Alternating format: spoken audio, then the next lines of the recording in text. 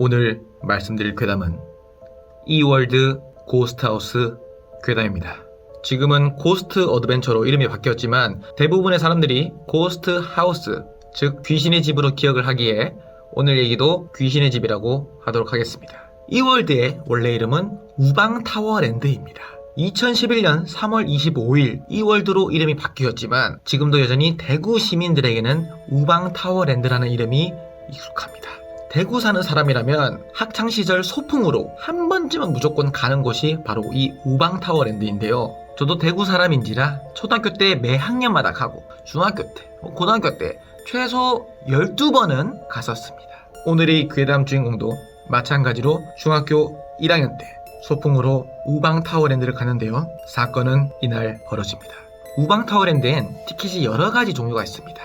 놀이기구를 타지 않고 파크만 돌아다니는 입장권, 그리고 놀이기구를 3개만 타는 빅3, 그리고 5개만 타는 빅5 이외에 자유롭게 타는 자유이용권, 연간이용권까지 이렇게 티켓 종류가 있는데요. 소풍을 가게 되면 담임 선생님이 티켓을 반마다 한 종류의 티켓으로 통일을 해서 구매했는데요. 오늘의 이 주인공이 속한 반은 다같이 빅3를 구매했었습니다. 그리고 우방타워랜드로 입장을 해 주인공과 단짝 친구 4명, 그러니까 총 5명이죠. 이 5명은 함께 오전부터 카멜백, 바이킹 이렇게 스릴 있는 놀이기구를 타면서 즐거운 시간을 보냈습니다. 그리고 어느덧 점심쯤 돼서 애들끼리 모여서 점심을 먹고 나서 이제 빅3 중에 놀이기구 2개를 탔으니까 한 가지가 남잖아요. 이 한 가지를 무엇을 탈 것이냐 진지하게 얘기를 하고 있었습니다.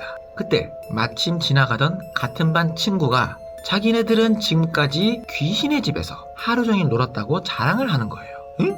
뭔 소리지? 하루 종일 놀 수가 없잖아요. 그래서 주인공은 얘기했죠. 마, 놀이기구 회수자인데 뭐라 하는데? 뭐 계속 탄대? 이렇게 물어보니 그 친구는 자기는 친구들이랑 귀신의 집 입구로 들어가서 출구로 나올 때쯤에 완전히 바깥으로 나오지 않고 다시 안에서 입구로 돌아가서 왔다 갔다 안에서만 왕복을 해서 놀았다고 합니다. 이 얘기를 들은 주인공과 친구들은 야, 대박이다 해가지고 그 길로 바로 고스트하우스, 귀신의 집으로 가게 됩니다. 근데 막상 귀신의 집을 들어가 보니 어두컴컴하고 소리도 되게 음산한 소리가 나오고 기괴한 마네킹까지 있어서 생각보다 너무너무 무서웠다고 합니다.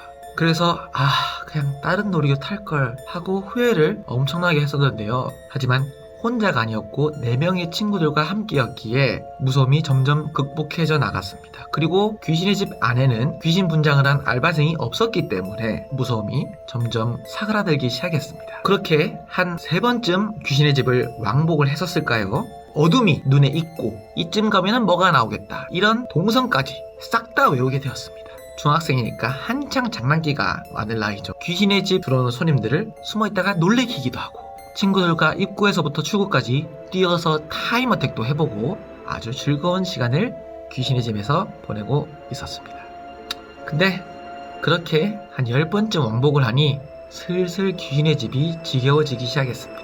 그래서 이 주인공과 친구들은 이제 딱 한 번, 딱 마지막으로 한 번만 왕복을 하고 이제 출구로 밖으로 나가자고 했습니다. 그렇게 다같이 입구에서 출발했습니다. 중간쯤 정도 걸어갔을 무렵 그들은 이상한 걸 보게 됩니다. 오른쪽 모퉁이에 아주 빨간 색깔 문이 하나 있는 겁니다. 10번이나 왔다 갔다 했는데 왜 이걸 못 봤지? 이렇게 눈에 잘 띄는데?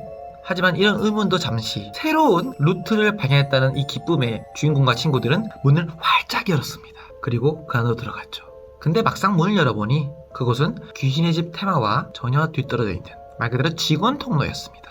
뭐 딱히 장치도 없고 뭐 무서운 소리나 기괴한 마네킹 그런 거 하나도 없이 그냥 어두컴컴한 직원 통로였습니다. 그래도 안 가본 길이니 가보자 해서 통로를 따라 걸어갔습니다. 근데 이 통로가 굉장히 폭이 좁아서 5명이서 일렬로 걸을 수는 없었습니다. 그래서 친구 3명이 앞쪽에서 먼저 걸어가고 있고 이 주인공과 다른 친구 이 2명이서 뒤에 따라 걸어가고 있었습니다. 한 10걸음쯤 걸었을까요? 주인공이 걸어가다가 문득 앞을 보는데 친구 3명이 우연히 사라졌습니다. 마치 안개 속으로 들어간 듯이 말이죠. 바로 그때 주인공과 친구 앞에 뭔가가 서서히 보이기 시작했습니다. 아니, 뭔가가 서서히 다가오기 시작했습니다. 분명 사람 모습인 건 맞는데 굉장히 부자연스러운 걸음걸이로 다가오기 시작했습니다. 그때 주인공과 친구는 귀신 분장한 알바생인가? 라고 잠깐 생각을 했지만 그 다가오는 뭔지 모를 그것을 본 순간부터 그 생각은 싹 사라졌습니다. 사람이 생각하는 사고 범위를 넘어서면은 몸이 멈춰버린다고 하죠. 이 두 명도 몸이 그대로 굳어버렸습니다. 사람이 아닌 것을 봤으니까요.